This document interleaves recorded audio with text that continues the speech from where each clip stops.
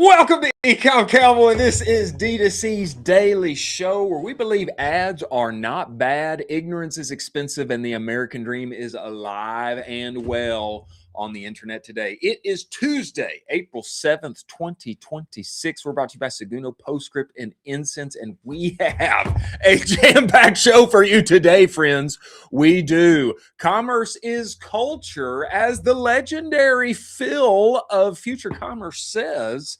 And commerce is going to the moon. There have been so many things that have been transpiring on the interwebs. Netflix, live streaming, Artemis, Nutella, perhaps having the greatest accidental product placement in internet history, and some incredibly cool hardware that is rolling out, NASA inspired, NASA collab, etc. We are going to dive into it. Google AI Max ads are reporting a plus 80% jump in revenue for brands like Aritzia. Do we trust it? Dare we pour our funds into what is happening over there? We're going to talk about it. We have a Robert Freund, who is the most legendary lawyer in and on D2C on the interwebs. He's going to be joining us, and including Jai Dolwani of the Starters and many other endeavors perhaps on the internet. Maybe he'll open up the cupboard a little bit and share more with us. And Ben Hindman as well, formerly of Shopify, doer of many things, organizer of events all across the place. He is now launching a Lilic, which is a very interesting, I would say, form factor change among the electrolytes hydration world. We're going to be talking about all of it. They will be coming and joining us. As always, I am joined by my partner in crime, Colin Doherty. Colin, get in here. Get inside this show. Let's go. Let's go. Colin, there is a lot happening in the world. There's a lot happening in the world right now, and we may have a lot to talk about with World War III tomorrow, but it is not tomorrow. Let us talk about going to the moon, sir. Artemis has made its pass around the backside of the moon. Netflix was live streaming the whole thing, and the whole world was watching. I would say, hey, for all the people who don't think that we never went to the moon in the first place, at least we're doing it now, and it has been very cool to watch. The whole world was tuning in, and while the world was tuning in, this happened, perhaps one of the greatest product placements in internet history. I'm talking about Nutella. Move us forward here, Jack, and show us what happened with Nutella. This is an incredible happening here, okay? While the astronauts are inside and doing their thing, lo and behold, what comes across the screen but a jar of Nutella that was either purposefully flown across the screen or accidentally. Be it either way, they got a lot of views. Okay, next here, Jack. This specific moment has blown up, and Nutella took advantage of the moment, made it into an ad, which has to say what? Nutella is out of this world. Of course, you got to. You got to turn that thing into an ad when your product is scrolling across the screen inside of the Artemis while it's on the way to the moon. It is literally out of this world. Trung Fan had this to say about it. Perhaps he'll be releasing a 3,000-word essay on this moment later. Nutella sighting in Artemis 2 makes a lot of sense. Great shelf life, 2+ years. No refrigeration needed. Calorie dense. No threat of crumb floating in microgravity. Very helpful when it comes to being in outer space. Spoonable, highly viscous, so unlikely to damage equipment if jar breaks. What does calorie dense actually mean? It means palm oil, skim milk, powder, cocoa, hazelnuts, sugar, and all of the like. But this was a great moment, and there's more to be had here that has been blowing up. To me, this is a great example. I think I'm doing this right. We have yet to have Phil of Future Commerce on the show, but I think this is a great example of commerce is culture. Is it not? Is this, I mean, are we doing this right? Chris, this just feels right. When I was a kid, I used to have Nutella and peanut butter sandwiches packed into my lunch, and I would have those every day. And then on Fridays, I turned into a real fat boy, and I would get Nutella and Fluffer sandwiches, Whoa. marshmallow fluff sandwiches. Whoa. It just feels like I want to see them win all the time because it just feels like a piece of my childhood is still living on. This is so great that they are able to grab all the attention in the moment. It's probably a very bureaucratic company because it's very large at this point. So to get approval and turnaround time this quickly, great job for them. Great job seizing the moment, turning this around super quick. And this is one of those things where you just get super lucky and then you do all of the right follow up moves to really grab all the rest of the attention. This is awesome for them. Do you think it was accidental? I think so.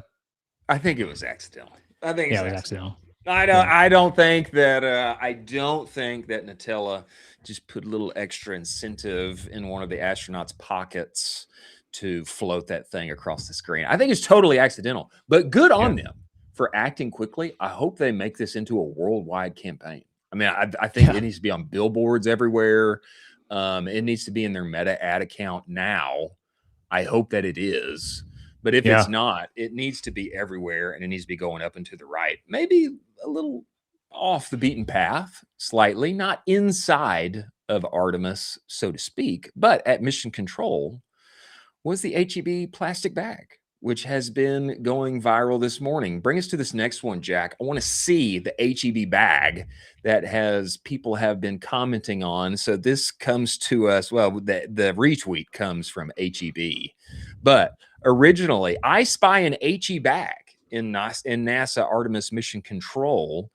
HEB retweets it. Obviously, Texans love it. Right now, this morning at 54,000 views, I think this thing is going to crack multiple hundreds of thousands over the day. Yeah. To me, this is just it's funny that finding products inside of some great, historic history making moment, finding products inside of that is actually exciting, and the internet rejoices over it. People who like HEB are like, yeah, they're vibing with it. Look, there's an HEB plastic bag inside of Mission Control, as pedestrian as that is.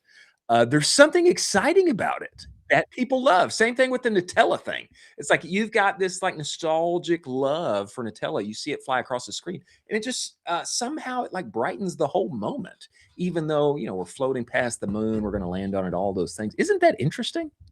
That's amazing. It smells like new ad opportunity, new ad inventory just opened up for us. And I think if Elon was serious about advertising, he would start to offer slots on the SpaceX rockets and yeah, baby. just start to shoot it out to some products. Hey, what's up? You want to get a Mars bar in space? We'll throw it on the SpaceX rocket for 100 grand. Hey, what's up? Do you want to get XYZ? You want to get AG1 in space? We'll throw it on a SpaceX for 100 grand. I mean, that would be a kind of a historical moment to be featured in that way. Baller. And then it comes back down. It lands right back down. Okay, tell me what you think about this product. This was shared by Ritwick, who recently joined us from Hardware Nation. I thought that this was an incredible watch. Okay, let me read this to you. Get your reaction on it. NASA Artemis Watch 2.0, retro style smartwatch. Okay, for those who cannot see it, this thing definitely looks very retro. It's got the NASA band around it. It looks like it was made in the 80s, except, it wasn't. Connects to your iPhone and Android, runs Python, okay? Arduino, I don't know what that is, and circuit blocks, has motion and temperature sensors, lets you build watch faces, games, and apps. Official NASA Artemis design, turns a watch into a fun coding lab for your wrist. I think this thing is incredible. And to me, I don't know. I guess they timed this. I guess they had it in development and timed this release for Artemis going up into space. Incredibly well timed, but it seems like a greatly timed product drop in connection with a historic happening in mankind's history. And also allows you to code. I guess you wire your AI up to it, vibe some things. I think this was a greatly executed product release, and I would expect they sell 1 million of these things. I'm glad that Ritwick found us this one. What do you think of this? The youth are Claude coding on their wrists now, Chris. It's gone from desktop to iPhone. They're just switching to their wrists now. It's just going to enter into their Apple Watch soon. maybe they're going to be coding from their Meta Ray-Ban glasses soon. It's absurd. I'm excited for it. I'd be curious to see what people actually build pretty substantially on it, though. But this is a great move as far as timing and making sure that they're in the zeitgeist of what's happening right now. This looks incredible, too. I think that kind of like the video you tweeted from A16Z this morning, it just seems kind of like it's got American dynamism behind it. Oh, There's yeah. like there's like I'm excited about this happening. It's like the video that was going viral about the kid who said like, "Hey, why are you here?" And he's like, "We're going to the blankety blank moon." He's like 10 years Yeah. old. I mean, there's something about this product to me that matches the moment. That is, it just feels like it's exciting. Like, yeah, we're going to space. I'm repping that on my wrist. You know, World War III may come tomorrow, but for right now, it's exciting that we're wrapping around the moon and what there could be to come, landing on the moon, building a civilization there, all of the things. Talk about great timing. Talk about Great incredible timing. timing. I find it to be incredibly well executed, and Yeah, we need Phil to come on here and talk we with do. us. I think Come on. he needs to come. I've invited him on, but I don't think I have like officially invited him. I need to like give him the invite, like, hey, come here now. Here's some spots. We need to get Yeah. Phil on here to talk about it all. But that being said, we have a very apropos guest who is coming in here very shortly to talk with us about what's actually legal on the internet and who may be transgressing Boo. in the here and now. I have to say, every time that he tweets, like I get a little scared. Like Yeah, maybe there's something that I've done that's that's wrong, fair. and I don't Yeah. want to get in trouble. But before he comes, ladies and gentlemen, let's talk about Postscript. Focus is an amazing thing, is it not? Yes. When you obsess over one thing like Postscript does with SMS marketing, you get outsized results. That's why when people make the switch, they see a plus 22% increase in SMS revenue when they move over to Postscript. And I know whatever you use right now does about 6 or 7 things all together, and that's convenient-ish. But what I'll say is when I made the switch, I went from making very little money on SMS to being a top 1% on their entire platform simply because I did what they said. And what they're saying right now is that there's a huge opportunity that is left behind by you in your SMS accounts, specifically when people text you back. They have a question and you either leave them on red or even worse, you just send them an automated email responder. What Postscript is doing with their AI shopper, truly innovative, allowing you to have one-to-one conversations at scale with a brand appropriate AI. Go to directtoconsumer.co/the conversational report. Get the conversational report from Postscript. Get the data on all the money there is to be made for your brand in those moments. Go and talk with Postscript. Tell them that Kyle and I sent you. Many thanks for them being part of the show. Now, Rob Freund is coming in here, and I would consider him like the authority when it I'm comes to scared. all things legal, I'm scared. advertising, direct to consumer. He's had a lot to say about basically everything that is happening and rolling through the court cases, be it the class action lawsuit with David Protein, be it what's recently rolled out with Medv, what was wrong there. We feature his content a lot. All the Um, time. the Comfort and Real Tree situation, we Yep. covered that last week. I think we need to bring him in here now and squeeze his brain for all the knowledge therein. Everyone, welcome to the show. Rob Friend, get in here, Rob. There he is. Rob, welcome to the show, my friend. Thanks for coming on here. Yeah, thanks for having me. Excited to do it.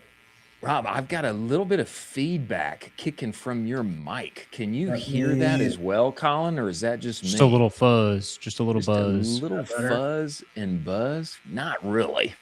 Not really. I'm not sure what it is, but we're excited to have you nonetheless. It sounds like Like you put on a back massager and you have it next to your mic right now. I think so. Which I could use. I could use a back massager right now. I could use a back massage. Yeah. Especially with all that's happening in the world. Now we can't hear you at all, Rob, but we can hear the back massager. What the heck? All right. What the heck? I don't know what's going on with the massager. Sorry, guys. It's a little better now. I would say it's a little better. All right, I'll hold it here. Let's do it. Let's roll with it. Rob, all right. I am a close follower of all that you tweet, my friend, because you seem to be the one who knows what all is legal and not that everyone is doing on the interwebs. And I would love to first just get your, just from a foundational perspective here, brother, how did you get into this? How did you become like the man with the You're voice the guy and the knowledge of all that's happening on the interwebs? And, continually rolling forth content there that we're all interested in and can help us. How did you get to where you are today? Yeah, so my background is that I worked at a big firm for the first 6.5 years after law school here in LA. Firm's called Greenberg Traurig. And a lot of what I was doing was defending consumer class actions and false advertising cases. When I decided after that amount of time that staying at a big firm is not what I want to do, I left to start my own practice in 2019. And what I wanted to do was sort of get away from litigating and move towards helping clients avoid those sorts of cases in the first place through basically like compliance type work and related transactional stuff, drafting and reviewing contracts and things like that. And I wanted to focus on e-commerce and online advertising because that's the most interesting area to me. So, if I'm going to be spending a lot of time doing something, I'd rather have it be interesting than boring. This stuff is interesting to me. Super and fair. So part of what I do just as part of the job is like making sure I'm staying up on what's happening in the courts, what are the legal developments that would affect my clients in the e-commerce space. And so it's like, it's very easy to then repackage some of that into things that I think would be interesting for the Twitter sphere to take a look at. I used to make videos on Instagram. It takes a lot more effort to make a video than fire off a tweet. So out of laziness, I'm more active on Twitter now than anywhere else, but that's sort of how it came to be. And it turns out that people do tend to find the stuff interesting. And so it like feeds itself and is good for business development and all that. Wow.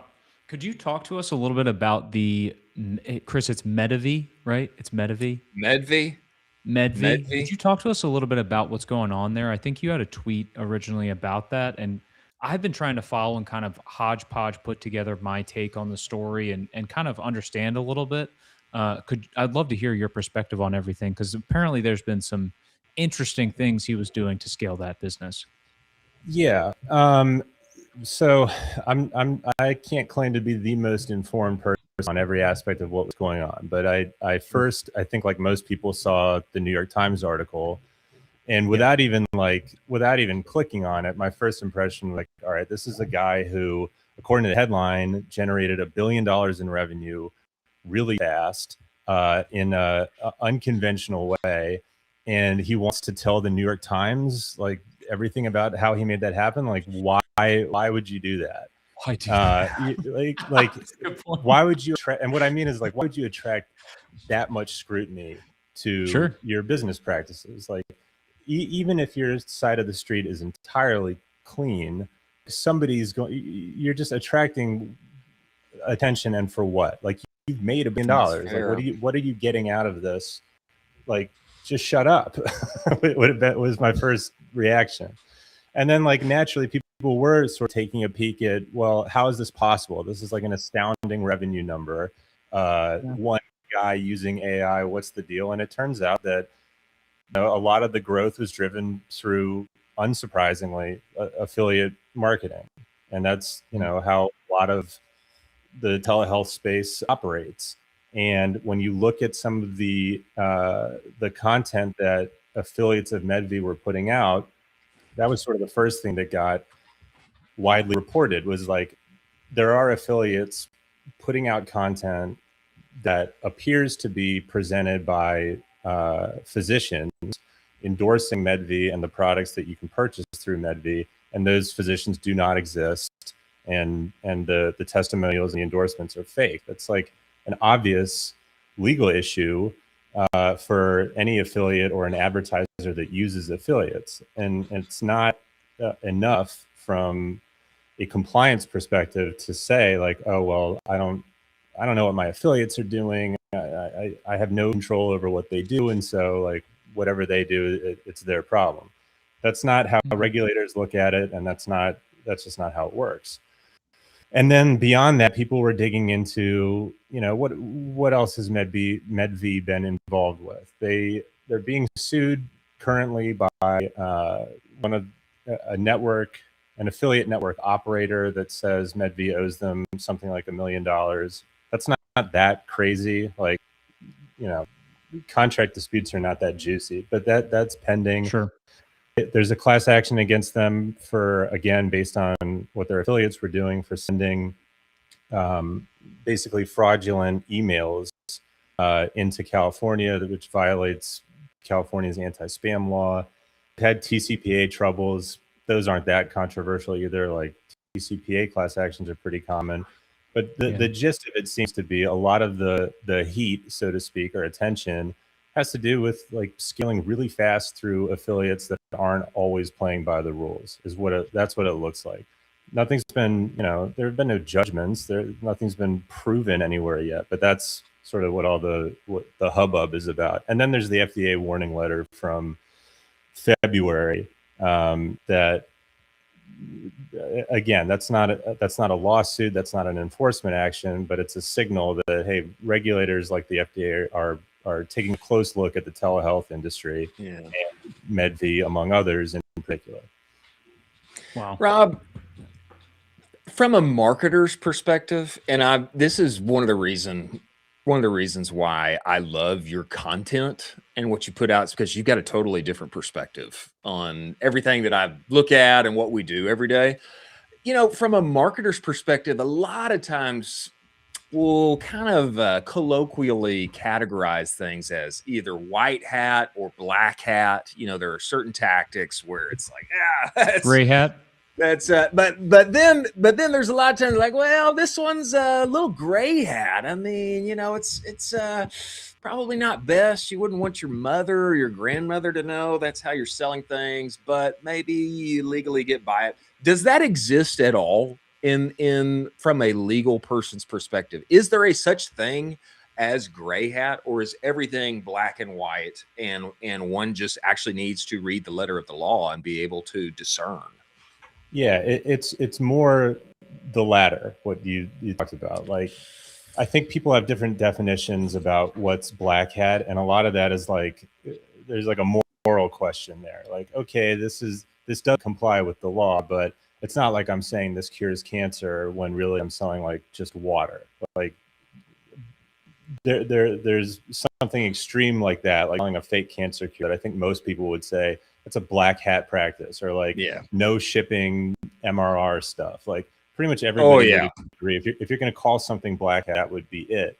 But from like a liability or exposure standpoint, sometimes that moral question doesn't matter. Like there can be a statute that you violate, whether in your estimation it's like a harmless violation, or you violate it just a little, or, you know, all the way black hat. At the end of the day, is always going to matter, depending on what we're talking about. Like for the subscription thing is a good example. Like if you're just enrolling people without any disclosures and like no notification, and people find out when they get their credit card bill, that's a violation. You know, that could be a violation of California's subscription law. So could like having a pre-checked box and everything else is buttoned up. And at the end of the day, like if you're facing a class action over something like that, the exposure that you have is going to be the same as to that claim. So my point is that like it may feel good to think like, well, this is at least I'm not that guy. At least I'm not doing the black hat stuff. But if what you care about is what does this mean for my business in terms of like potential risk, then that distinction can collapse. Yeah. Wow. I was going to talk to you exactly about the subscription stuff and bring that up later. We can go into that a little bit more. But I would be so curious. I mean, you've been in the industry for so long, and you've probably seen some insane stuff. You don't have to name names or put down any brands. You can if you want to, if you're willing to. Don't put anybody down. What is some of the most Not going to. egregious things? What is some of the most egregious things you've come across where you just see this and you're like, I cannot believe that they are doing this. This is unbelievable. And I mean, the Medvi stuff is whatever, but I'm sure you've come across stuff in your career where it's like, I can't even believe that they would even ship this out. Yeah, I mean, I have personally seen like the no ship stuff where there's just basically a website that purports to tell us something. Yeah, and like the stuff never goes out, and you're just like collecting the payments from whatever the sucker's credit cards until they figure it out. Like, that's pretty bad. Other things that are like not quite as bad, it's not uncommon, especially I think for younger brand owners, to just sort of make up, like entirely make up customer reviews and testimonials. And then like when you talk to them about it, they're like, oh, I can't, like everyone does this. I thought everybody just put like a 5-star Trustpilot badge when that's like not true. Or like, I've heard that from people. Like, I thought I can just say, trusted by 20,000 people when I launch, because that's social proof. It's like, yeah, that's social proof, but like it's deceptive social proof, things like that. Like that's, again, maybe not like that's not, I'm selling a fake cancer cure, morally culpable, but it's still surprising. It's surprising to me that others are surprised to learn that that's really not something that you can do if you care about running a compliant business. Wow. Rob, whenever these class action lawsuits or whenever any suits come up, I just always believe the brand, or I just hope that, hey, everything's above board and this, sometimes to me, just maybe this is coming from the 80s, but I just feel like, we live in a suit happy culture. Everybody can sue everybody. Everybody's looking for a cheap buck. There are ambulance chaser situations, where, it's obviously they're just looking for, I just want to fork thousands of dollars out of your pocket and save yourself the headache. Give me a check. I mean, do you find that there are some of these, they're obviously bogus. Some of these class action lawsuits are things that you see from afar, come across your desk, or is it more on the other side? Like, no, man, if something comes up, it's really serious. Of course, it's always serious.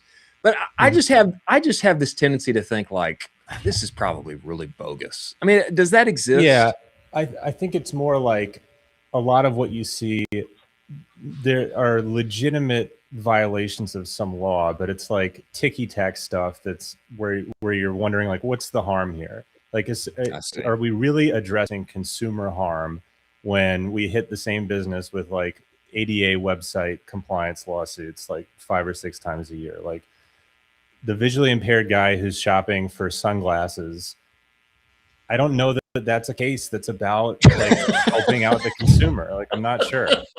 And things like that, or like the pixel tracking cases. Like, I understand that people care about privacy, et cetera, but like I think that we've gotten used to, you log on a website, something's going to be sent to Google Analytics or Meta or whatever. Like, that's the nature of shopping, in my opinion. So, but we elect people who write laws that are able to be exploited in ways that maybe the people who wrote them don't expect. So you end up with some of these categories of lawsuit like that, where it's like, what harm are we really solving by having these things? On the other hand, like, there are ones that I think are legitimate. Like, even if from a brand owner's perspective, like maybe the fake discount ones I talk about, like, I'm sympathetic to the idea that, maybe there's not really that much harm there if somebody thought they were getting a discount, but ultimately they paid whatever the quoted price was for the product. Where's the harm? I think that, to some extent, the flip side of that is we either want to have a fair marketplace where people can compete without feeling like they have to tell white lies or worse to customers, or we don't. And like, I think that a lot of the class actions we see are based in trying to achieve good goals that were written into law. Sometimes they get exploited by lawyers who don't really care about that goal. So that's a long way of saying, like, it's the rare case that's just frivolous, where it's like made up and like there's nothing to it. But there's a range of like, is this something that we should really be using the courts for or not? Yeah. Interesting. You see a lot of stuff in your career at this point, and I'm sure you've seen a lot of brands in a multitude of ranges. Could you talk a little bit about, if a brand's listening to this, they're between $5 and call it $20 million. What's something, a checklist or something they should be looking out for, where it's not necessarily they are intentionally trying to do something malicious. It's just by, the fact that they really weren't, checking their T's and dotting their I's on that. Could you talk a little bit about what brands should be looking out for? Sure. There's a few things there. And I would say generally, like, it's good to familiarize yourself with what the FTC expects in terms of like general truth in advertising principles. But regulators are often not the most immediate source of exposure. There are many more consumer class actions filed than FTC enforcement actions or state AG cases. And so if you pay attention to the trends of what sorts of cases are being filed, you can stay ahead of areas that are more likely to become problems. So right now, and this has been true for a while, it's the pricing cases and the subscription stuff have been hot for a long time, and they seem to be increasing in the volume that they're filed. So I think that those are two areas to take a look at. I'm sure it would be pretty easy to find tweets of mine about either one of those. But I mean, there's so many things. But I would say that another good idea for basically any e-commerce brand is to look over your terms of sale, or whatever you're calling the document that customers agree to before they complete a purchase, and consider whether, usually I would say this is a good idea, consider whether you want to have an arbitration clause with a class action waiver in there. That's just generally good practice, because what that allows you to do is basically say, like, hey, this person with a $10 claim, they don't get to group that together with a million other people and turn it into a $10 million case. They have to do this one at a time, and it's rarely worth pursuing a $10 case. Sometimes it is, but it's usually not. And what a lot of times, what you'll see in the overwhelming, like 90+% of the cases I tweet about, if you go to that brand's website, whoever is being targeted, you won't find an arbitration clause that is written and then presented in a way that courts will enforce. And the reason for that is, like, there are categories of case that are like law firms find the violation and then they find the plaintiff. That's why you'll see ads on Instagram from a law firms. They're like, did you buy from whatever brand? Right. You might get $2,000 or whatever. Please hit us up. That's a law firm that has done the research on a website, found a violation that they think would make for a good case. Now they need to find a consumer who like fits the case. And as they're doing that, if they go through a website and see a brand that has an enforceable class action waiver, the odds that they're going to continue to pursue that are drastically reduced. They'll just move on to the next website where that's not going to be a hurdle. So I think that's really the first line of defense for any e-commerce brand, is to have an enforceable class action waiver with arbitration in their terms of sale. That's kind of like an in the weeds point, but it's a big one. Gold. That's gold, man. That's gold. And then you could probably, I mean, if you're running one, just run it where you'll talk directly to Rob instead. Just throw that into the actual terms. Just direct all emails to Rob instead of myself. That's a good point. Rob, we appreciate you making the time and coming on here. But before you go, brother, you've got to talk about AI inside of ads and use of AI generated video, etc. What are the no-nos? What's everybody like in trouble on if they're actually Yeah, doing? Can you give us like some clear 1, 2, 3 X nays that this is okay, sure, etc.? sure. So I think the way to frame it is that AI and like UGC style content, the laws apply the same to AI generated content as they do to any other like traditional content. And what I mean is, there are 2 points. One is that the FTC requires that any testimonial or endorsement, even if it's paid, has to reflect the actual experiences and honest beliefs of whoever is giving the endorsement. If you have an AI generated avatar, that like definitionally cannot give an endorsement that is lawful. So if you have someone, that doesn't mean that they can't appear in your ads in like UGC style ads. Like if I want to, if Monster Energy and I want to use an AI person, I can have that person say like, Monster has 200 milligrams of caffeine and 0 grams of sugar if it's Monster Zero or something. That's not an endorsement. That's like, I'm talking about facts about this product. But if that AI person then is like, I used to drink Red Bull and switched over and this powers my workouts, then that's an endorsement. And you can't have that unless you make it abundantly clear, like unmistakably clear, like, hey, this is not a real person, this is an AI person. And I think that is, I mean, there have been cases filed about that. I'm sure there will be more, not just consumer cases, but competitors. Like if your brand is not doing that and you see a competitor that's taking up part of your, taking market share from you by using all this AI stuff, you potentially have a Lanham Act claim against them. And there have been examples of that filed.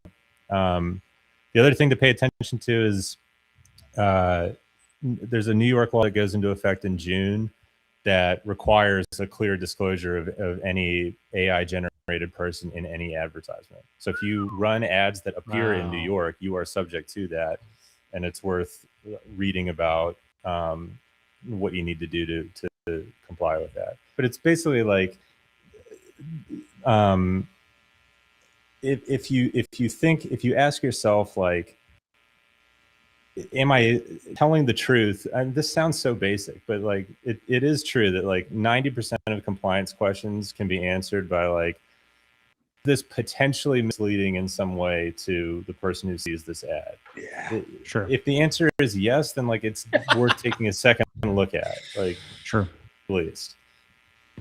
Wow. Rob, man, that great is sage advice, my friend. And I hope everyone will go and follow Rob on X, go and get his content, hire him, pay him as much money as you need to get him on the phone and protect you. He's a watchdog, but now having talked to you, Rob, I consider you a gentle shepherd who's looking out for all of us. We appreciate you coming on the show. We look forward to having you back, my friend. Thank you. Thank you, guys.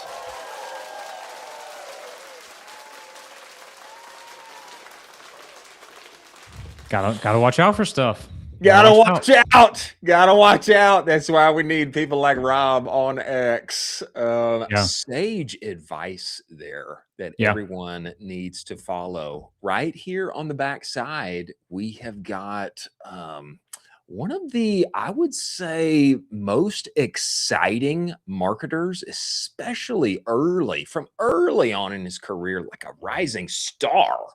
Who has gone to build, I would consider, one of the most helpful services inside of our industry. Now, I also think he's got a couple of brands inside his jacket pocket there, but we will have to ask him ourselves. Before he gets in here, let's talk about Seguno, ladies and gentlemen. Seguno is the only marketing suite that lives entirely inside of Shopify. Why is that important, Chris? It means your email, your reviews, your banners, all of the things, they live where you work and play every day. What does that mean? That means you don't have to trust in some data sync, duct tape together integration that's hopefully verifiably sending your data back and forth. Your Shopify data is your email data. Okay. This is email 3.0. It's why they won the 2024 Shopify Build App of the Year. Okay. one-click automations, actual humans that can help you. If you don't have a full-time email marketer on your staff, Seguno was built for you. Go to get their advanced Shopify segmentation playbook available at seguno.com right now. The URL is scrolling across the screen. We'll also give you a free trial if you sign up. You tell them Colin I sent you. They'll extend that free trial to 30 days. Many thanks for Seguno being part of the show. Now, we need to welcome the man who has pioneered the starters for all of us, allowing brands everywhere to bring on top tier talent at a much more reasonable price, especially inside of the 10% OPEX era that we live inside in Ecom 4.0. I'm talking about the one and only Jai Dolwani. Jai, get inside this show. Let's get in here, sir. Get in there. What's up, guys? How's it going? Let's go. There he is. Let's go, Jai. Boy, it's been a while, man. I haven't talked to you in forever, but I'm so glad that we've got you on here, brother. Thank you for joining the show. It's really been a while, and this is such a cool show. You guys have a great production going on. Oh, we Thank you. appreciate it, man. We try to make it pro for people like you, sir. Now, Jai, you got to give, for those who don't know you, I would consider your rise inside of Wink, the wine company. I would consider it historic. I mean, brother, you were like 17 years old in the CMO. Is that fair? I know I'm exaggerating a little bit. 26, but yeah, on the younger side. You were basically like 12 and you were the CMO and you were crushing, man. Now you have birthed the starters that allows people to find incredibly top tier talent for ecom at a fractional affordable price before they actually hire somebody on full time. Give me background for starting the starters. I mean, was it your experience? What was your experience before? What was the motivation behind that? Why did you see this as a crucial piece for ecom today? Yeah, I mean, first off, I've always wanted to be an entrepreneur. I probably started to try to start 10 companies before the starters, but none of them really made it off the ground floor. Didn't really do more than a couple bucks in revenue. But I've always had the bug. I've always had the itch. But never really like the passion to really pursue something full time before the starters. And the inspiration did come from my time at Wink. As you mentioned, I went from director of retention, which is how I joined, to CMO in a couple of years. And, I was lucky enough to have a founding team, an executive team that believed in me and gave me great opportunities and cared more about results and less about your age or number of years of experience or anything like that. And I was able to deliver those results. But I mean, let's be clear, as a 26-year-old public company CMO, I had no idea what the heck I was doing. And I was doing my best, of course, when it came to things like team building, org structure, et cetera. But I was learning as I go. And I knew that at the time. I knew that, I had an experience, but I would try to make it up in other areas. And one of the areas where I probably made the biggest mistakes was around team building. You see, 2020, 2021, that was a time where companies like Allbirds, like ourselves, like Casper were absolutely blowing up. We were getting so much venture capital funding, and it was really a race. Grow your team, grow your revenue, get as big as possible. We were essentially being thought of as tech companies. But the underlying economics of a consumer business is so different, and we learned that afterwards. But long story short, we IPO'd in November of 2021. I was promoted to CMO. And I did what I thought every CMO should do. I did what the Harvard management books taught you to do: hire great people, delegate, build your organization, gain leverage. But something changed. A, we were unprofitable. B, all of a sudden, the zero interest rate market bubble popped and cash stopped coming in. And as an unprofitable business with bloated OPEX and zero ability to raise additional capital, our stock price crashed by 95% in about 3 months. And all of a sudden, we were faced with a reality, which was we had to lay off most of our team. So round after round after round, I went through laying off people that I had just hired, who had made implicit promises to their livelihoods, people who had moved to join the company. And that was really tough on me. I'd laid off friends. Oh, brother. And during that time, I had to kind of figure out how to keep the wheels turning. while having a bare bones team. And that's where I really turned to fractional work. I knew I wasn't going to go to the Upworks and Fivers of the world because of quality concerns I've had from experiences in the past. And so I turned to staffing agencies, and I realized that the way their model works is essentially I had hired a marketer that was getting paid $50 an hour to do a job, but I was paying the staffing agency $150 an hour. So they were actually making more as the middleman than the actual marketer themselves. And that's really where I saw the opportunity. And it was kind of twofold. Like, I wanted to help other businesses and other founders avoid the mistakes that I made as a CMO and actually build teams that are sustainable through ups and downs of a business. And B, I saw this hole in the market. I'm like, man, the middleman does not need to be taking that much. So I ended up quitting my job. I launched the starters. I wired my business a $5,000 check from my personal account. And I built it in a bootstrapped way. And it's been a little bit over 3 years. But our entire focus is on helping e-commerce brands access the best talent, the best operators, marketers, creatives, technologists, without adding a penny in markups or commissions or recruiting fees. We charge a monthly flat membership fee, $300 a month, hire as many people as you want. And we still go through, we vet everyone, we interview them, we curate the platform, make sure they really are the best of the best. But that's the story behind the starters. Man, That's I incredible. love that. That's absolutely incredible. What's interesting now is you have an understanding of the demand market for e-commerce and the positions that are going on right now. From that perspective, what are the most in-demand fractional roles that you see within the industry right now where e-commerce companies are approaching you and you're saying, hey, we need these people. There's not enough of these people in the industry. We need more of them. Yeah, the number one role, and it has not changed over the last 18 months, has been the creative strategist. The creative strategist is the Unreal. backbone to every e-commerce organization. They are the ones that can actually unlock true growth on Meta, on TV, on YouTube. And believe it or not, there are a lot of creative strategists. There are very, very few truly excellent creative strategists. And so the best ones on the platform, they're always booked up. They've been able to more than double their rates over time. But that role has really been the most popular one. And what I mean by a creative strategist, because everybody has a different definition of What's this it mean? role, but the ability to understand your consumer and their pain points. They're combing through reviews. They're looking at comments on ads. They're looking on Reddit. They're looking at competitors and competitors' reviews. B, use that information to generate ad concepts. C, take those ad concepts and create full form scripts. So they must be great copywriters, creating the copy for the ads themselves, whether they're static or video ads. And then D, going out and finding the creators to actually bring that content to life. And finally, composing that raw footage into an ad that actually converts. So they're going through this entire cycle end to end, and it requires a lot of skill sets.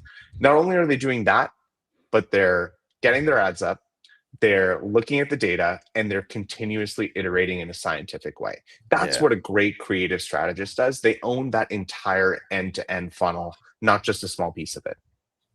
Go ahead. Yeah, go ahead, Kyle. That is a hard person to find. I totally That's a very agree. hard person.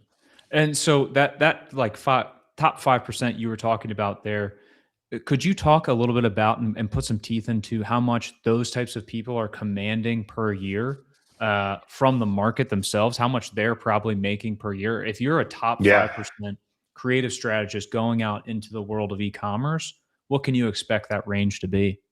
Yeah, I actually think that a lot of the ones are significantly undercharging.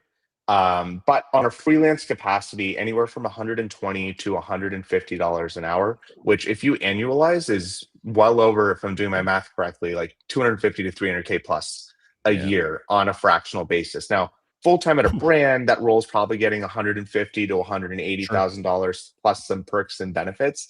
But I'm like, look, if you're a top 5% creative strategist and you have a full-time job, try to take on one client. charge that client $150 an hour and just see how much more money you can make on a fractional basis. You can probably double your salary. There have been people who have kind of gone from that, like, okay, I have a full-time job. Maybe I can take on one client.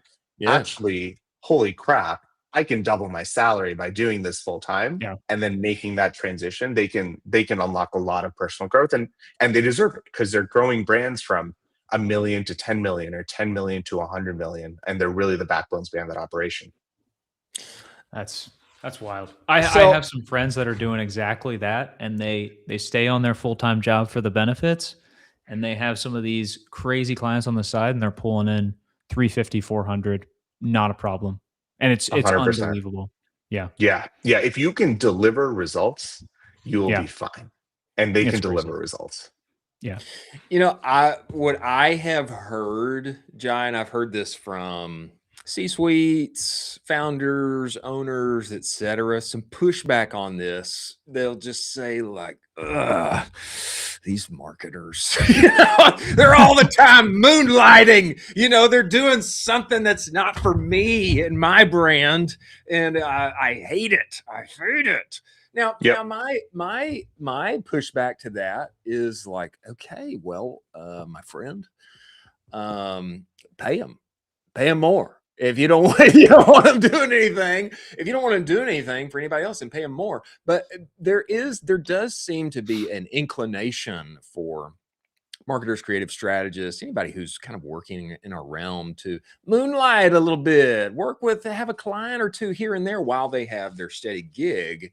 But I just find like it's difficult because marketers don't get paid like salesmen. There's a reason why salesmen are the highest earners and anywhere in the market, is because it's like you eat what you kill, and big boy, if you kill a lot, we're going to feed you a lot.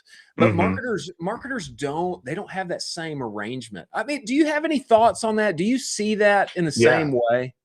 Yeah, I mean, as a leader or founder or CEO, you have one or two options. Like, understand your top talent's intrinsic motivations, and a lot of it could be financially related. Others people are motivated by having a mission that they believe in, a team that they love working with, and make sure that you're fulfilling what they're there for. If you are doing that, they probably won't want to moonlight. I had a friend of mine who reached out to an email marketer at a competing brand just a couple days ago, saying, hey, can you come consult for me? My brand's smaller, maybe you can help me. And they responded by saying, I actually can't. I'm completely busy. Like, I don't want to. And they're literally turning down money, but because they are fulfilled by their job. So that's option one, is, identify the top talent. 100% understand what motivates them, what drives them. It may not be monetary, and try to fulfill those things. Option number two is don't care about how many hours your marketers work. Just care about the output that they deliver and let them do whatever they want on their own time. If they're delivering output, why do you care? Because they can deliver more output? Well, then incentivize them to do so.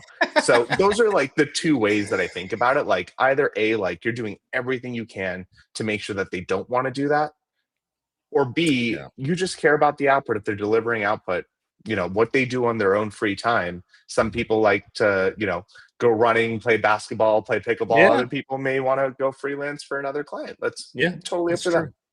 Yeah. Get the bag, so to speak. Get the bag. Exactly. You can't hurt people for trying to get the bag. 100%. Can't hurt people for that. So, you got the $10 million brand listening right now. They're in a spot, and they're coming to you and they're saying, hey, we want to fill some spots in here. We want to fill some fractional talent in here. What's some underrated grabs that they should be focusing on? If it's 2 to 3 that they should be focusing on, blank canvas, you can put whatever you want in there, that you would say it would really behoove you to maybe put this guy in there, or maybe put this guy over here, because I think this would probably get you guys to $20 million. Yeah. So I'm going to flip that on its head a little bit, because I feel like a lot of these brands are on that trajectory, but a lot of them are making a massive mistake today, and they're doing so because of pressure. And that has everything to do with AI. Everyone, you're on X, you're on LinkedIn, you're looking at news from Meta and Zuck, and all these other companies conducting layoffs after layoffs after layoffs to save money because that's what you're supposed to be doing today. Yeah. People are cutting the wrong roles. And I've seen this movie before in a different space, right? Like I hired the people I delegated because that's what I thought I was supposed to be doing. But in this scenario, people are cutting what I think is the most important thing, which is judgment. And judgment is something that AI is not replacing. Yes, definitely go adopt all of the tools. That's table stakes. But don't let go of the people who have good judgment, the people who can help you make better decisions, and the orchestrators of those tools. Those truly strategic roles, the ones that you pay the most for, they're expensive for a reason. And that human judgment's only going to become more and more expensive. So if I'm looking at the $2 to $3 million brand, or if I'm looking at the $10 million brand, to answer your question, they're all cutting roles. They're stopping hiring in a lot of specific areas because they think that that's what they're supposed to do. That's what they see on X. That's what they see all these CEOs doing. But I would argue, adopt the tools, cut the roles that are purely executional, the ones that the tools are replacing, but do not let go of your best human judgment. Don't do that. So when I think about the roles that they need to hire, they want to bring on, people who are in coaching or advisory capacities, people who have the experience to look at something and make a decision because they've been in that seat before, bring them on as advisors, bring them on as coaches. The most underutilized form of hiring is coaches. If you're entering into TikTok Shop, as an example, why would you not have a TikTok Shop expert on your payroll for 5 hours a month to help guide that launch, to help you evaluate data, to help you avoid the mistakes that they've already made?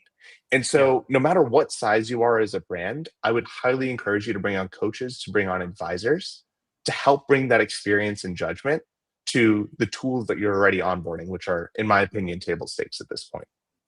Jai, where can we find those people? Where can we find them, starters, brother? baby? There we go. There we go. That was the tee up right there. I love that. Now, Jai, I have heard, and I could be wrong. But I've heard that there's a couple brands, one, two, maybe that you yourself own and employ the starters for. Is that true? Is that true? Yeah. So that is true. I run 2 e-commerce brands. One I own, one I just run. One is in the food and beverage space, the other is in the automotive space. And both of those brands are run entirely, or the e-commerce operations are run entirely by starters on the platform. I'm putting my money where my mouth is. The auto parts brand is the one that I like to talk about a lot. There's one starter doing Google ads for $700 a month, and that is operating the entire business. It's a one-time purchase thing. We don't need CRM. We don't need paid social because it's intent-based. It's a replacement auto part. And that is literally all the OpEx that we have. But yeah, I put my money where my mouth is, not only for the starters. Internally, almost all of our hires, all of our fractional hires are done from the platform itself. But for the 2 e-com brands, which by the way, I'm able to run with a ton of leverage because I have the starters to run on a day-to-day basis. And I have that leverage because I have excellent fractional talent running the day-to-day of that business, being incredibly successful. I don't have weekly or daily stand-ups with them. Everything is asynchronous. And it works out really well. And me running those brands and running them successfully is what gives me the conviction in what I'm doing at the starters, because I can see what it can do for an e-commerce business.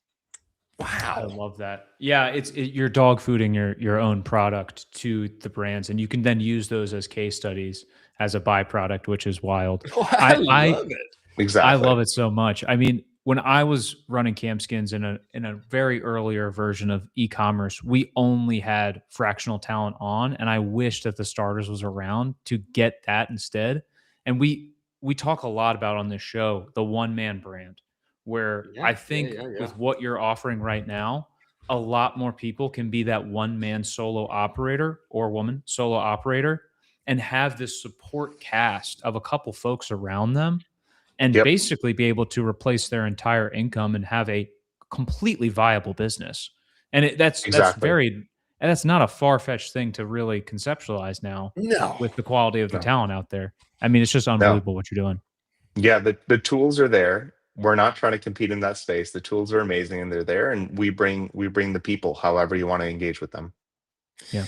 Jai, when I see your background here, I don't know what it is, but I imagine in my mind's eye, it's like you're living in the penthouse of some high rise in San Francisco, and you've got the sea behind you or something. I don't know where you are in the world today, but you deserve all the success you get, brother. We appreciate what you're doing for the space and the people that you're availing us all to have and incorporate in our businesses, man. We love it. I appreciate you. I am Love on it. the west side of LA in my townhouse. So if anybody wants to grab a coffee or a drink is in LA, hit me up.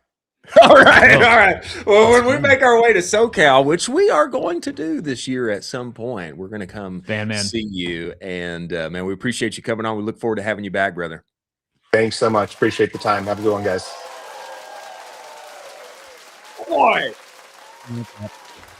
I mean, crazy. We keep getting creative strategists brought up on this show all the time. Yeah. And it just seems like they're making a bag if you can do it well. If you can do it well, you can make a bag.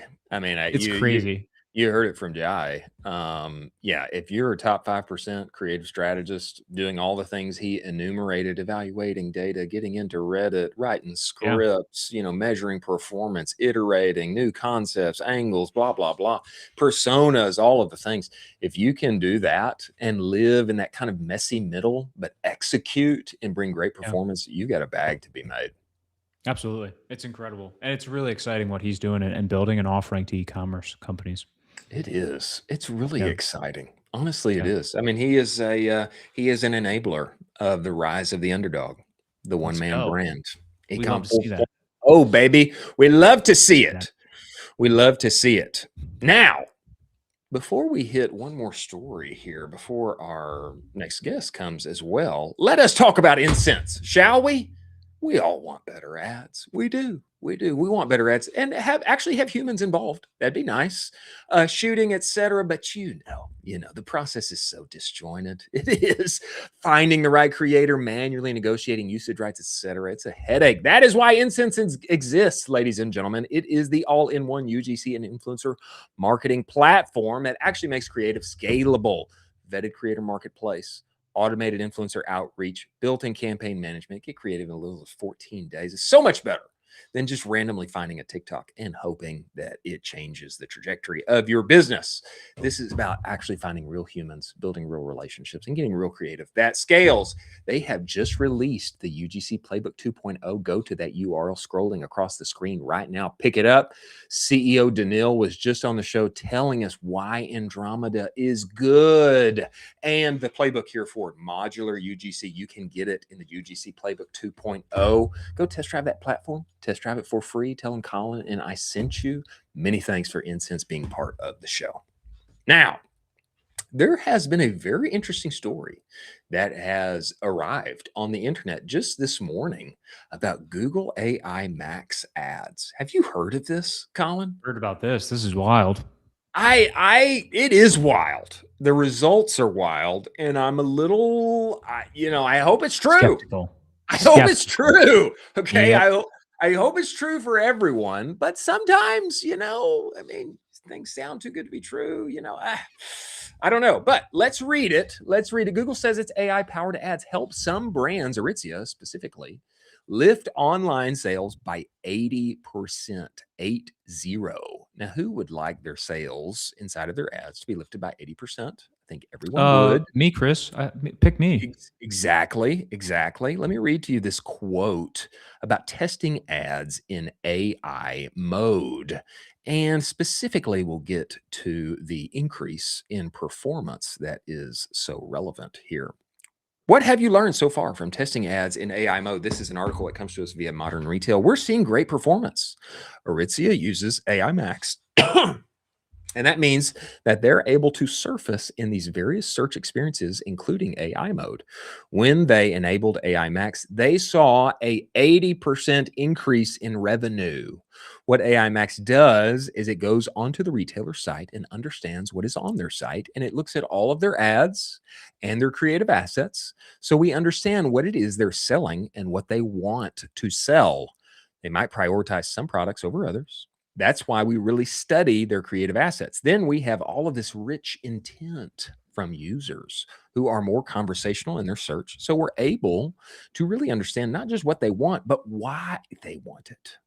And then we're able to make the match. This user has this intent and this retailer has what they want. Retailers can't possibly guess every keyword that the user would search for. 15% of searches on Google every day are new that we've never seen before. Now, this quote is from a spokesperson from Google, Courtney Rose, VP of Retail at Google Ads. This was at Shop Talk Spring.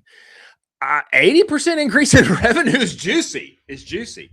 And context here, I believe the conversation that they are talking about is conversing on Gemini, on Google, with the LLM.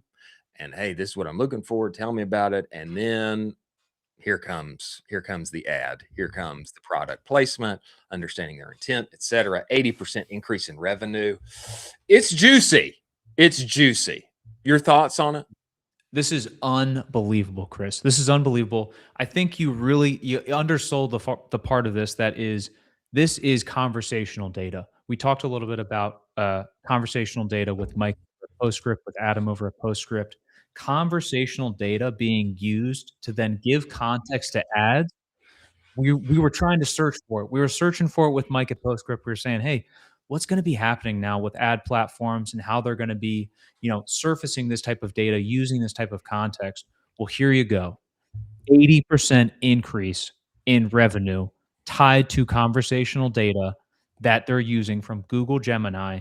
This makes me even more bullish on all things Google and also on all things Postscript, because conversational data is going to be the oil for this next wave of all things e-commerce. Conversational data is going to be everything.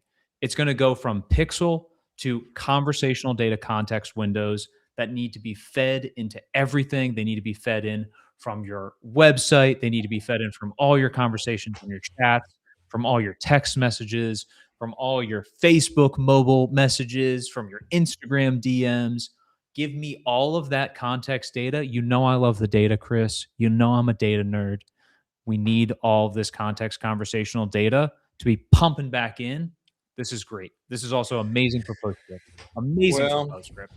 Well, you may be a data nerd, but you are a handsome data nerd, my friend. There we go. Suited and booted as you are. I will say you've talked me into it a little bit. I do. You like it now, right? I see the data enriched conversational data, new oil angle here with AI, LLM, yada, yada, yada, increased conversion rate. That makes sense with a number of things that we have been seeing, especially with people like Lowe's who are implementing personalization on their site, et cetera. So that makes sense. Yeah. But I will just say, sometimes you have very well-intentioned, reputable people who are smart, nothing against them. Sometimes you'll also have people at Google who will say like, hey, like, let's dump $1 million more into branded search and your revenue will go up. That's what I have in the back of my mind. You know what I'm saying? And I think there is an argument to be made for like, hey, you need to at least protect yourself some on branded search. Yeah. Like there's an argument to be made there. For sure. But I just have that in the back of my mind when I hear, hey, they're running Google AI Max and 80+% revenue. I just have that in the back of my mind. But I will say your angle here on conversational data, it does. It makes sense. And if I can wisely at the right time insert myself, or Google can do it for me, insert myself into a conversation that's already basically at the goal line for my product, that makes sense. Absolutely. I'd love to talk with somebody at Aritzia or somebody else who is taking advantage of this and get them in here. I'd love to talk with this woman from Google, the VP of Retail at Google Ads, Courtney Rose. Courtney, you should come on the show because I'd like to hear more about it. And I think, I think if this is genuine and real, which I'm not saying it's not, just context. What I have going in the back of my mind. But if this is real, everybody needs to hear about it. because this seems to be an effective way to deploy conversational advertising, conversational data, and work your way in at the goal line. I think everybody likes that. Absolutely. And I mean, it's a great brand to kind of have this case study with. Aritzia is doing some incredible things. My wallet and my credit card are very aware of what they're doing because Are they? my fiance just keeps buying every single thing they release. And when you go into Aritzia, it's just basically mass lines of 50 plus women that are in the Really? same exact age group, and they're just selling out like you wouldn't believe. I mean, they're just doing all the right things right now. And so I'm bullish on them as a company. And so to hear this and tie this back into this, it gives me some pause that this might be fully truthful. And I think brands should explore this. And not that anybody's lying, okay? Not that anybody's lying, but I have some skepticism in the back of my mind when I hear, hey, we double 80%'s a lot. 80% is juicy. Big number. Juicy. It's to a report big back number. to your boss. Yeah. It's a big number. Okay, a few stories here. We should just hit some stories before Ben comes in. I don't think he is with us as of yet, and we've got more stories to hit. I'd love to hit Groons and Olipop here. There is a collab that is not April Fool's, okay? We were talking about Groons last week on LinkedIn being in Costco and Ulta and everywhere. Now there's an Olipop collab. And I will say, I have finally tasted the original, bare bones, not bare bones, but the basic Groons. I have tasted it and it tastes delicious. It does. It tastes delicious. Now they have done a collab with Olipop here. And I mean, look at this. Look at this page. 2 gut health icons, 1 perfect collab. I didn't even make the connection here at the first. It does make sense. They're both gut health. That totally makes sense. Okay. Yeah. I was just thinking it's going to taste great. No. Okay. They're both here together. Scroll down this page, Jack. Can you scroll down this, or is this an image? This is an image. I mean, look at how beautiful this thing is. It's incredible. It looks delicious. It makes me want to buy it. The colors, all of it. This looks like a match made in heaven. I would have never thought of this, but I think it's genius. Yeah. And I would say, I don't know the logistics behind this partnership and this deal, but Olipop is so notorious for pulling off incredible partnerships, incredible collaborations. A lot of the times it's people in the influencer space. It's people within, really, really big time names, big singers, big actors, those types of things. And for them to pull this off and work with an incredible brand as well, where the target demographic overlaps so perfectly. I mean, every toilet within a 4-mile radius of someone that's taking this is in fear for their lives, because the amount of fiber that they're pushing out right now is just unbelievable. Well, I don't really want to think about that part, but I will gladly think about this part. I mean, strawberry vanilla Olipop. Tasting greens. I mean, that sounds awesome. Why wouldn't it's amazing. Why wouldn't I want my greens to be in gummy form and taste like strawberry vanilla? I mean, match made in heaven. Incredibly smart. And now we have someone very interesting coming into the show. He is an OG, a facilitator of many events. He's been at Shopify. He's been at Splash. He's a founder. He is an innovator. And now he is himself has got something very unique that he is bringing to the CPG world. I am talking about the one and only Ben Hindman of Lalique. Ben, get in here. Let's go. Get in here. Get in here, Ben. I was in another meeting, and then I'm in this meeting, and I'm on a podcast, guys. You are on a live show right now, Ben. What the hell's going on? Okay. What's going on with my hair? You look awesome. You look like, Ben, that you were surfing the waves this morning, and man, you've been crushing some meetings throughout the day, and now you're here. And what is this? What is this delightful treat in your hand here, sir? I never do any meetings without a Lalique in my hand. This is our new lollipop. This is it. Let's go. That's amazing. I can put it up to the camera here. I don't know if you can see bro. it. There you go. It's so check it out. We don't put any dyes in the lollipop. That's why it's natural color. We only all the flavors are on the sticks, because Dyes are Oh, poison, guys, and it's in all of our candy, all of our cereal has these dyes. We're like, no. So not even natural. We want to make sure people know it's all natural stuff. So this one is a spicy mango, and then I got the Oh, pink stick for the cherry. This one is honey for the yellow stick. You can see here. wow. let's boom. go. Yeah, so all Let's this- go, brother. And Man. we're launching tomorrow. This is about Tomorrow. I know. I've been building this thing I've been formulating for like 6 months, and it's all about to launch. This is like happening. It's right about. It's crazy. It's a crazy experience. And when I say launch, by the way, Incredible. all you investors out there, I mean pre-launch. I mean we're beta launching. We're just getting those tests going. But you can buy some stuff. You can buy some lollipops. I'll send them to you. Well, brother, we want to buy them. Absolutely, we do. Go ahead, Colin. Well, All right. talk to us a little bit about this, because this is an entirely new form factor. Where did this come from? Where did this idea come from? And then, I mean, how did you go about this journey? Because I imagine you're talking to lollipop manufacturers and they're like, you want to do what? I mean, we've never done that before.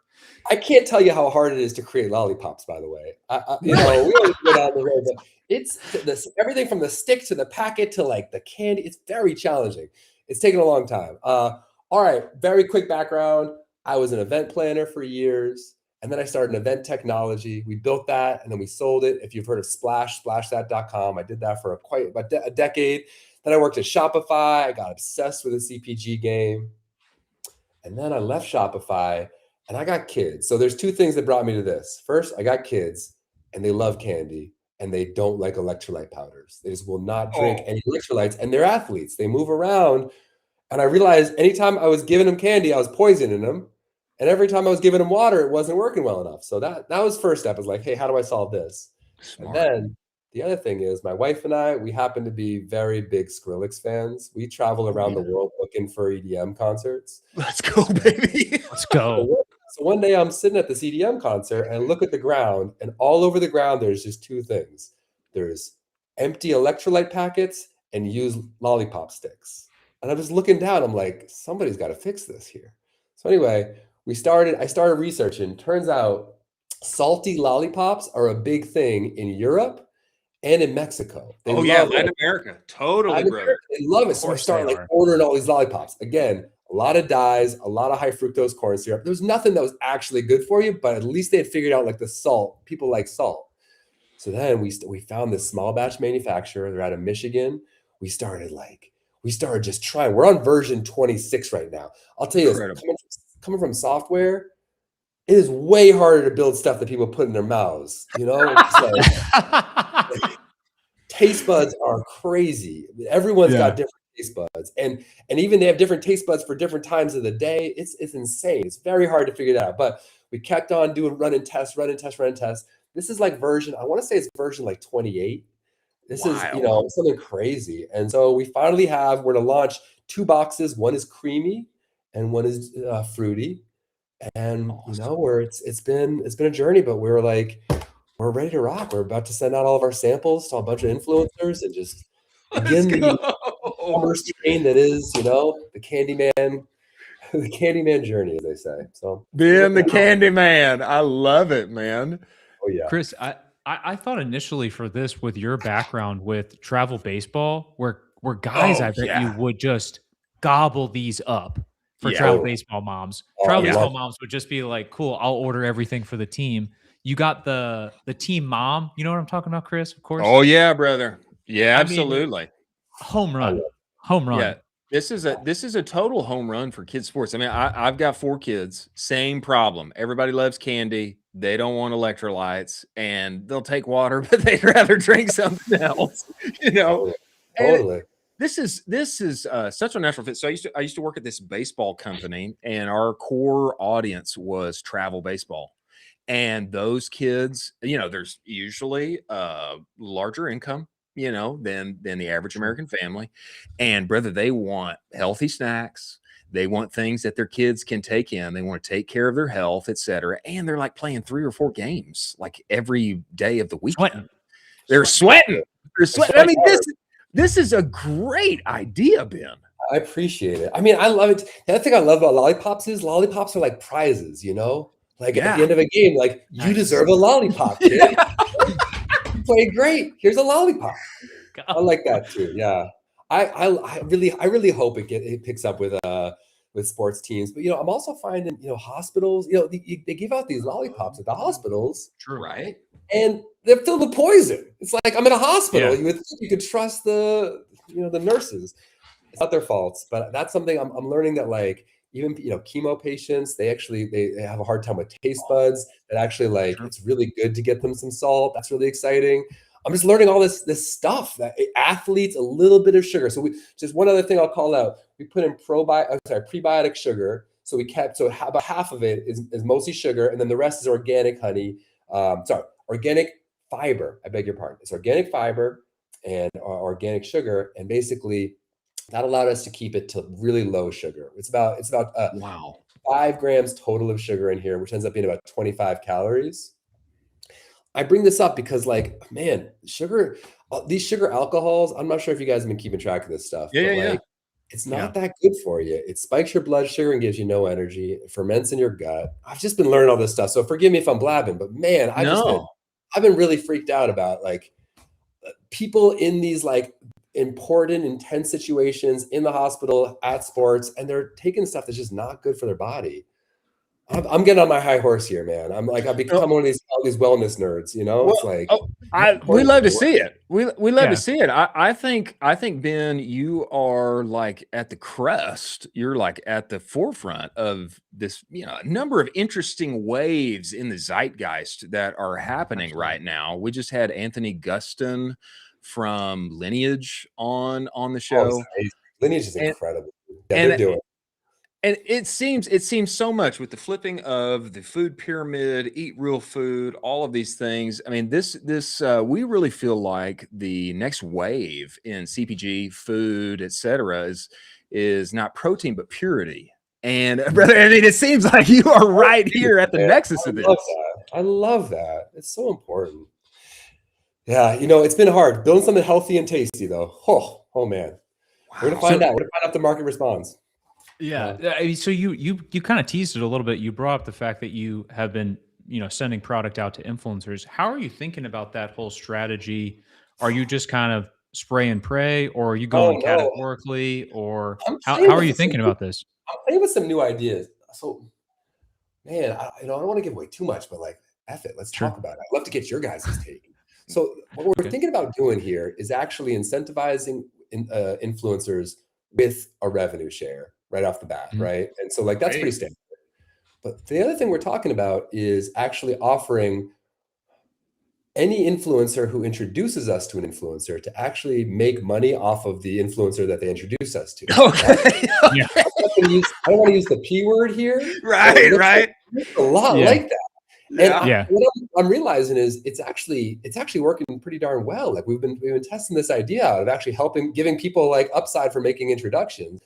And it's created this like economic engine where influencers are psyched to help us spread the word. Now, at the end of the day, I don't think anyone's sharing anything that they don't, want to share as an authentic to their brand. But giving people a reason to share it with people in their network, I'm actually finding is working pretty darn well. And we've built up a pretty big network so far of influencers who are psyched to share this message. So yeah, sugar and salts, and stacked incentive programs. We hope it works. That's our idea. Actions follow incentives. I mean, that's the case. Yeah. So look, our goal is eventually to get into retail. We really want to obviously get in there. I'm hoping that like the bodegas start to pick this up and all the way up to Whole Foods or even like gyms, things like that. But off the bat, it's just D2C. We're gonna go pretty heavy in Amazon. And then just try to run the affiliate game as hard as we can, and just a lot of blood, sweat, and tears into that. That's our idea. Well, one of the things I really see, and we brought them up earlier on the show, is Grunz leans a ton into basically nutrient support for people that are on GLP-1s, GLP-2s. Sure. I think this is another angle for you that you could lean into, where it's you have a whole nother subsect of people, and the proof is in the pudding already with Grunz. With the scale that they've been on, everybody knows it was 0 to 200 million in under 2 years. And then you have the proof in the pudding with Chris over there with, everyone with travel sports would gobble this up. Chris scaled that thing to the moon. There's so many verticals that you could play around with and just go bananas with this. I mean, you could really just go crazy with it. Yeah, I love that. I mean, that's the other thing we're playing with right now. So this one I'm holding right now, we put caffeine in. It's got 50 milligrams. Oh, come on, baby.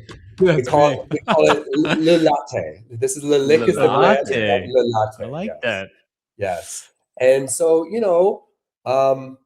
we're thinking about what other functional ingredients we can put in this stuff, and so it's kind of like to your point around verticals, we're going to see who responds well to this. But like, for instance, if kids just respond really well, like let's put some vitamin C in there. Let's see what other vitamins we can pack into this without messing with flavor. I can see stuff that helps people calm down. We're actually talking to an influencer right now about a pre-sex pop, which, there you go. Let's go. There you go. The verticals are endless. Yeah, take a tab out of Tab's chocolate right there and rock on with that. Totally. Creatine lollipops. Creatine lollipops win, and then just start seeing it out to the gym. My North Star is, though, it's got to taste good, right? At the end of the day, it's a candy. It's a candy, and the function comes second. But as long as it's healthy for you, it does have to taste good, no doubt. One just thing I will throw out here, Ben. We appreciate you so much and coming on and giving us breaking news here, brother. Breaking news. And I want to tell you what. We're gonna clip this, and the stories that you have told on here on camera right now, I truly believe will be some of the best performing ad creative on the interwebs. All right, well, I truly believe that. We're going to do that. We're going to do that. But I will say this too. The form factor and what you're doing, the uniqueness of it, I feel like this thing is primed to crush on platforms like, of course, TikTok Shop, but Whatnot. Live selling. Oh my God. Okay. And I know everybody's asleep on Whatnot, Ben, but I'll say this. I don't know Whatnot. So Gary V's invested, the Paul brothers invested. It's live selling all the time. That's all it is live selling. Okay. I want to live sell. Isn't that what we're doing right now? Isn't that what's happening? Enjoy the lick. but bro, this thing has popped off, and now BattleBox, which was hugely successful D2C brand, they sold their company. They got multiple seasons on Netflix. They actually bought it back. They're back at the helm, brother. Whatnot, which a ton of operators in our game have not even heard about. Whatnot has actually become their number 2 generator, number 2 revenue generator, even more than Amazon. Okay, this is a massive brand. It's a massive brand. Wow. So live selling, purchasing as entertainment, you on camera. I'm telling you, bro. Check it out. Oh, sounds good to me. All right. Well, we're going to do it. Appreciate that. I love what you guys are doing here. This is fun. Are you guys in Texas? Is that what's the cowboy thing?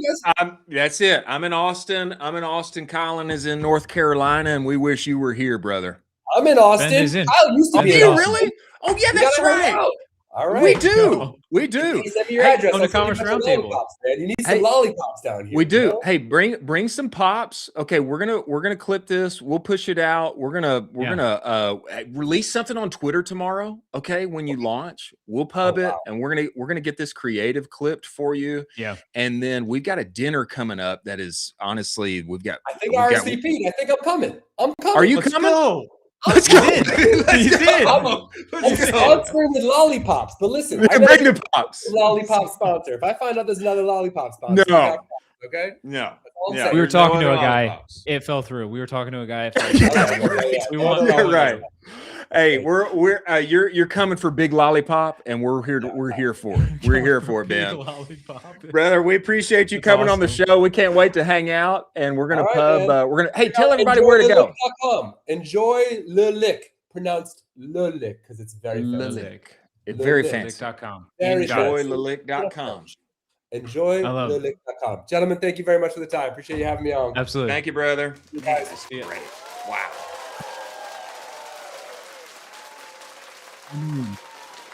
Unbelievable. Just the form factor and just the categories that we were talking about, you can see how this can be insane, right? Brother. It's insane. 8-9 figures out of the gate first year. I mean, like conceptually going through a couple of those categories. I mean, you know your background with travel sports, where it's like the team mom will scoop up 100 of these, 200 of these at a time, and just not even think about it. It's like, yeah, got it. We're going. Got it. Bye. So many personas that he can go after here. Like he mentioned, people in the hospital. You know, There you there's the people who need nutrition support if they're on GLPs. There's the kid athlete. You know, there's the working 20-something who's on the run, coming home from their corporate office, and they're going to work out, and you know, it's stuck right there in the bag. And then there's hot yoga. You know, I mean, there's just like Gym so bros. many. There's gym bros. There's so many ways to take this. Don't you think gym bros would eat this up? I think the gym bros would love this.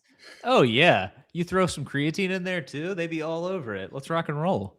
So smart. I It's didn't so know smart. that. I didn't know Ben was coming to the dinner, but I'm pumped that he's coming. I locked him in early. Okay, great. Wow, and what a lightning bolt that guy is. Yeah, I mean, he is a lightning bolt, man. I like Ben, bro. He's great. yeah, for sure. He's great founder and rocking and rolling. Huge opportunity here. Huge opportunity. And he's launching tomorrow. He's Freaking launching tomorrow. Dropped on the show. He's launching tomorrow. Breaking news. We got to get this clipped and push it out for tomorrow. And we need to get his story. I want to turn his story into an ad for him because his delivery of all that was killer. Exceptional. That was just off the dome. Well, as we round out today's show, we've got I would say a lightning round here of 4 stories or so that we should hit before we go. And they are a collection of the best things on the internet that we all should be paying attention to. And number 1 is the Malbon home in Augusta, Georgia. It is Masters Week, ladies and gentlemen. Yes. And perhaps this is normal, okay? And I'm just not from Georgia, and I'm just not steeped in Masters lore. But this is the first time I've seen it, and I think this is a killer idea. This comes to us from David Rumsey. Pretty cool what the Malbon home is doing in Augusta. Free and open to the public all week. Complimentary drinks and food. Yes, thank you. Please, thank you. Selling merch for the first time, like Jason Day's Birds of Georgia collection, 198 dineros for the vest or wind shirt. Essentially what this is, it's a home in Augusta near the Masters. They have bought it out for the week. They have set up their pop-up. It's a store that anyone and everyone can come to and visit, buy, shop, etc. Free food and drinks. This is a killer idea to me. Crusher idea. This is how you do brand activations, folks. And I would be in there. I'd be spending all of my money on those Jason Day shirts because they got banned by the Masters and then they got unbanned the next day after. So they're controversial. Masters didn't like it. It's amazing. I love everything they're doing. It's a massive event. It is it's in the zeitgeist right now. It is a full spectacle.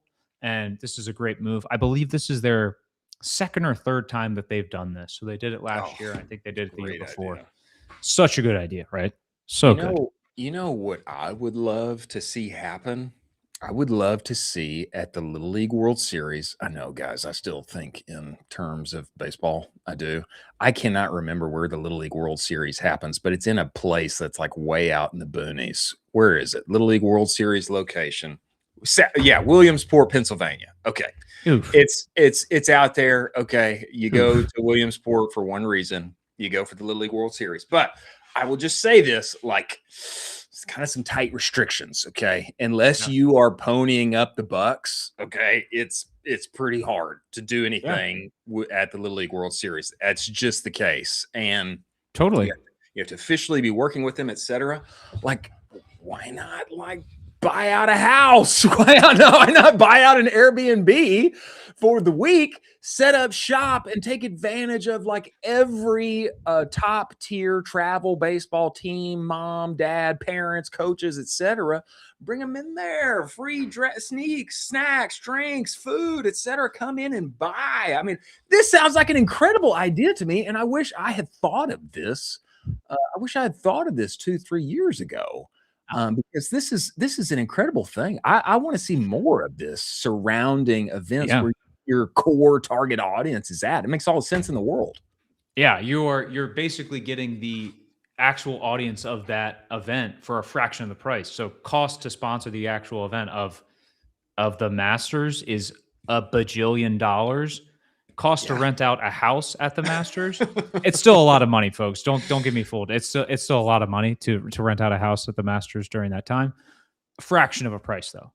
Fraction of a price. And I can imagine Bill Rahm, if he ever hears this clip, he may text me and say, like, yeah, the Little League World Series will have you arrested if you try to do that or something in Williamsport. I don't know, but there's got to be a way. That's my There's point. a way.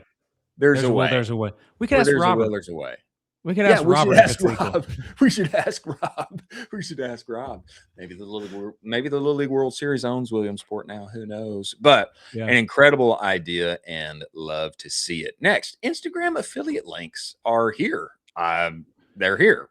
I didn't know. I kind of thought maybe they were here before in some fashion. But this comes to us from Vikram Pai. He says that he will be a billionaire. Actually, we saw Paul from BK Beauty tweeting about this as well. This Instagram post is coming from Adam Mosseri, the Instagram CEO, founder, etc. He says you can now use affiliate links to tag products in your reels and earn a commission when people shop your content. This kind of seems like, shouldn't this have been in place like forever ago? Yeah. Seems like they're trying to kind of catch up with what everything is going on right now. This seems like they kind of found out what's going on with Whatnot and TikTok Shop, and they're like, oh, we need to put something out. Kind of, yeah. It just seems a little boomerish that this is just now happening. But go make a bag. If you got some influencer, friends, or you are an influencer on Instagram, go make a bag, give them affiliate links, and go rock and roll. You know, I'd love to see Oren too, because Oren's always got that content around like very obscure niche products that like cost like $5,000. Oh yeah. I'd love to see Oren breaking a bag on just like tagging all of these incredibly expensive products that only the wealthiest 1% buy. I mean, number one, I don't know how he knows about them, but he does. He always knows, like in his reference every time. Products and brands I've never even heard of in my life. And they're always like exorbitant and cool. And you know what? Why not tag the links on that thing? You know, I would love to see if it works. If you need 100-year-old Japanese, maple shower caddy that's handmade, Oren John is your guy, because it's $700 and he'll tell you exactly where to order it from. He knows where it's made. He knows who's the maker. He knows the guy in the manufacturing plant, that was creating. He's been to the factory. He's been there already. He knows the creative director who made the ads for it. I mean, the guy is incredibly well connected. Next, continuing on this Masters Week trend here. A little interesting video has come out. We may have trouble playing it here, but this is Rory McIlroy. Am I saying his last name right? Yeah, Rory McIlroy. Rory McIlroy, golf's top player, many years, maybe not now, but you can see him digging into another player here. This is Tommy. I don't know Tommy, but I know that he is like a known guy. He's digging into the back of his vest saying, hey, where'd you get that? What is that there? Come to find out, it is late 9. Now, why is it relevant that Rory is trying to look and see what this late 9 apparel is? Well, Rory's obviously sponsored. Okay, he's all Nike everything all the time. He's not Sunday Red. That's Tiger, who's not there this week.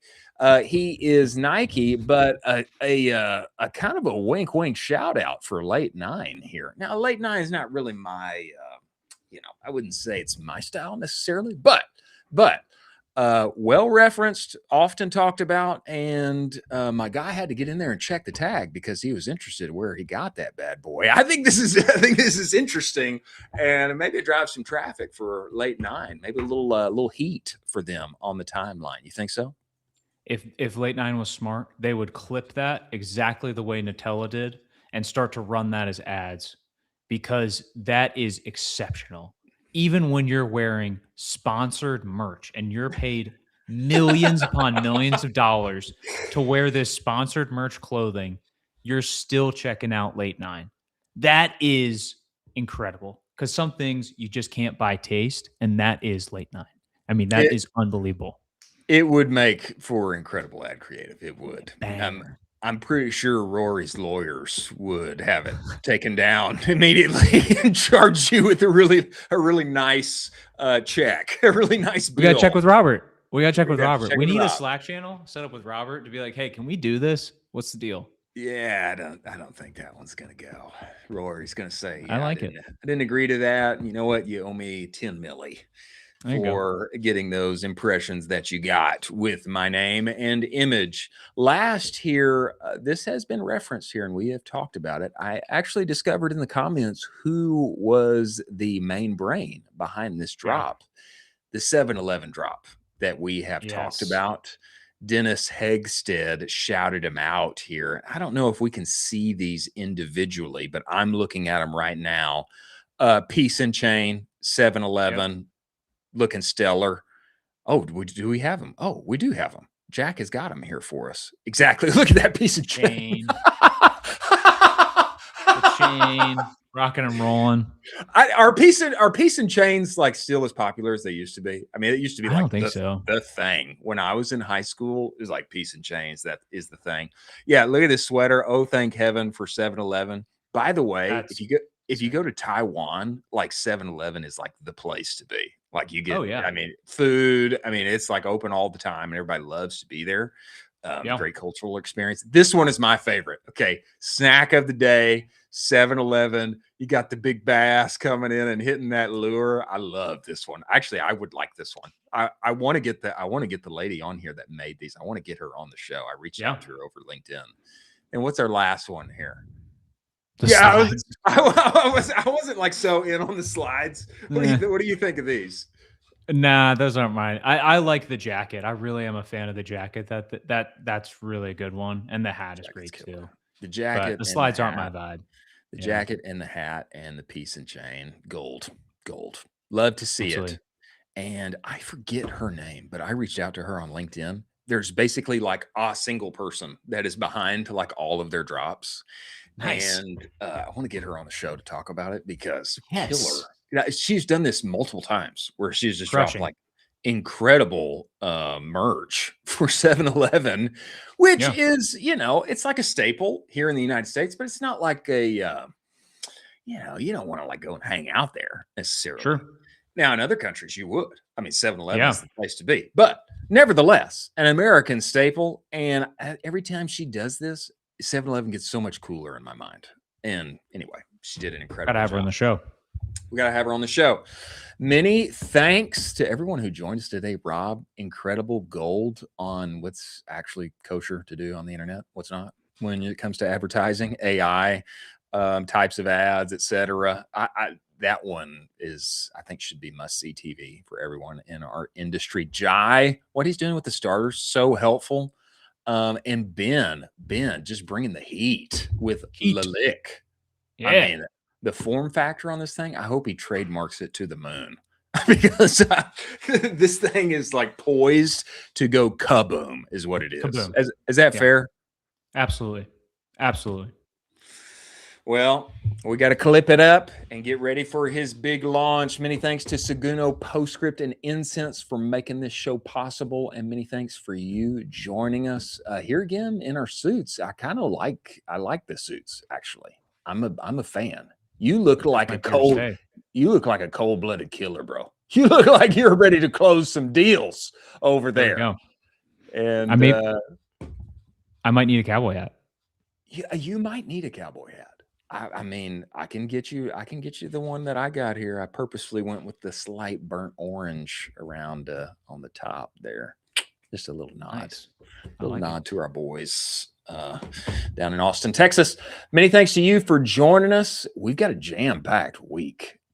We had more people sign on today. They're going to be with us Friday. Stay tuned. Let's tune in and see what happens tonight. We may have we may have some exciting updates for the whole world in many ways, depending on what happens at 8 p.m. Eastern. Thanks for joining us. We'll catch you tomorrow. We'll see you on the other side.